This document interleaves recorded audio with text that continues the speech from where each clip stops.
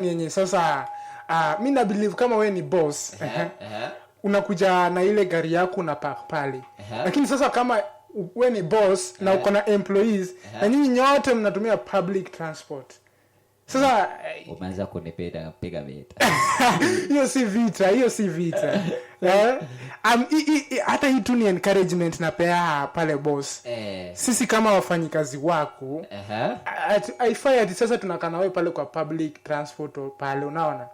Mbona wewe unafaa kuna ile Mercedes Benz gari na mnataka mlipwe. Mercedes Benz gari na mnataka mlipwe. Do you know, let me tell you, umejua tukifanyia kazi we are working towards your dreams, unaona? That's the reason as to why umeona hata hao mabosses wakileta pale wafanyikazi wanakuwa na dreams zao, unaona? So we are working towards their dreams, unaona? So you should be example, unaona? Sasa kama wewe pia unakuja pale na public transport na sisi tunakuja pamoja, kwanza unapata pale wengine wanakuja na ndudhi. Acha niulize Israel amekutoma kuja unipige vita.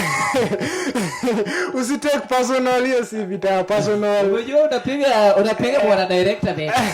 Umesikia? Ili ndo nakusikia.